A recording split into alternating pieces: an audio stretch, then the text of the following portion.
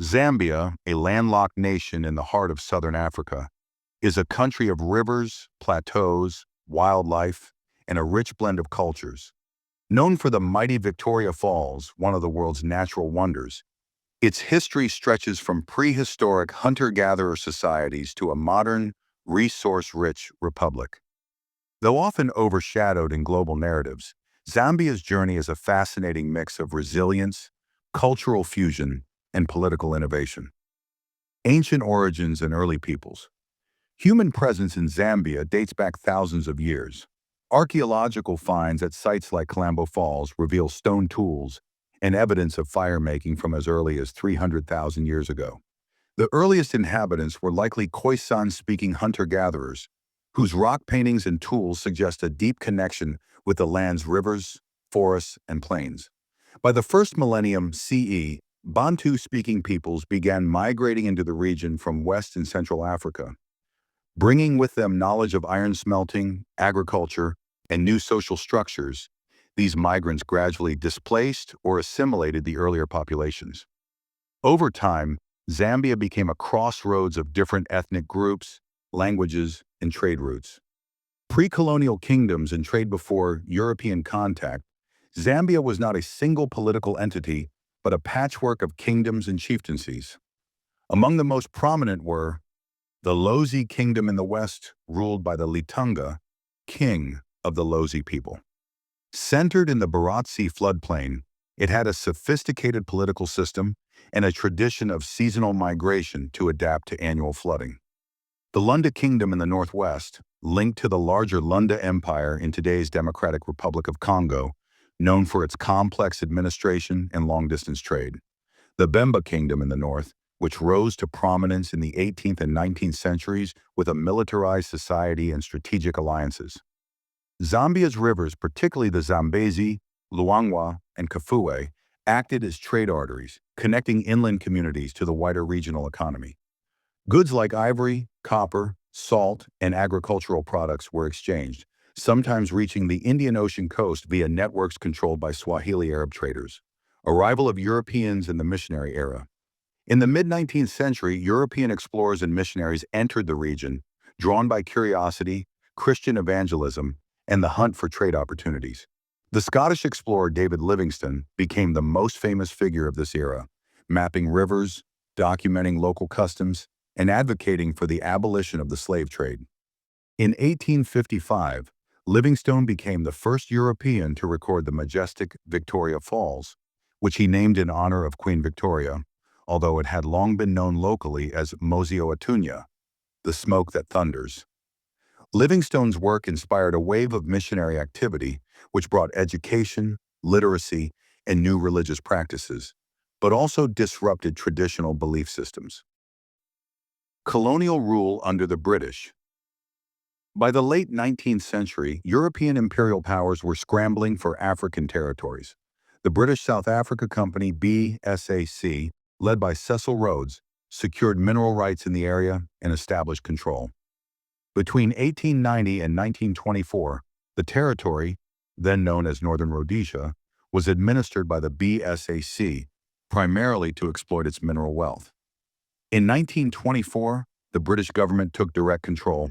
The discovery of vast copper deposits in the Copper Belt transformed the economy. By the 1930s, Northern Rhodesia was one of the world's largest copper producers, attracting European settlers and migrant laborers from neighboring territories. Colonial policies created racial and economic inequalities. Africans faced restricted land rights, limited political representation, and harsh working conditions in the mines. Still, urban centers grew, and nationalist sentiments slowly began to take shape. The road to independence. The mid-20th century was a turning point. Inspired by anti-colonial movements across Africa, Zambians began organizing politically. The Northern Rhodesia African Congress, later the United National Independence Party or UNIP, under leaders like Kenneth Kaunda, pushed for majority rule.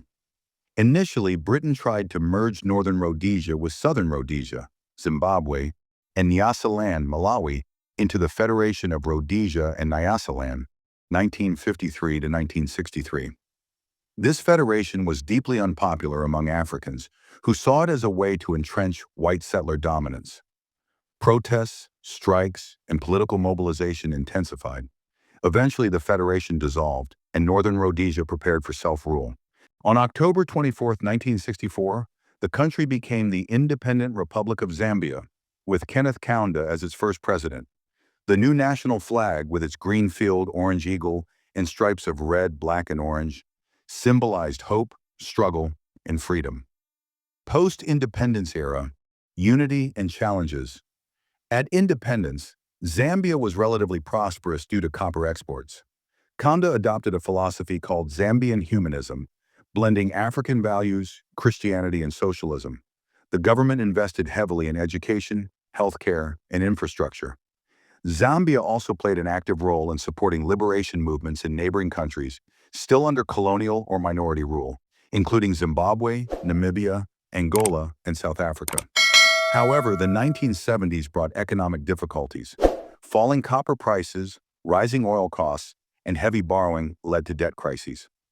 Kaunda's move toward a one-party state in 1972 was intended to preserve national unity but also limited political freedoms. Transition to multi-party democracy. By the late 1980s, economic hardship and political discontent fueled demands for change. The movement for multi-party democracy, MMD, led by Frederick Chiluba, challenged Kaunda's rule. In 1991, after mounting pressure, Zambia held multi-party elections. Chiluba won decisively, ending Kaunda's 27-year presidency. The new era promised liberalization and market reforms. While the economy saw some recovery, privatization of state industries, especially in the copper sector, was controversial, with mixed results for ordinary citizens. 21st century Zambia. Since 2000, Zambia has experienced alternating periods of economic growth and hardship, largely tied to global copper prices. Democratic transitions have remained peaceful compared to many other countries in the region. Leaders from different parties, including Levi Mwanawasa, Michael Sata, Edgar Lungu, and Hakainde Hichilema, have shaped Zambia's political landscape, each bringing their own approach to governance, anti-corruption efforts, and economic reform. Zambia remains a cultural mosaic, home to more than 70 ethnic groups and a vibrant music, art, and sports scene. English is the official language, but Bemba, Nyanja, Tonga, Luzi, and many others are widely spoken. The country is also a global tourism destination, famed for Victoria Falls, South Luangwa National Park, and the vast wilderness of the Zambezi River Basin. Legacy and national identity. Zambia's history is defined by adaptation, whether it was absorbing new peoples during the Bantu migrations, navigating the colonial mining economy, or transitioning between political systems. While the nation has faced poverty, debt, and health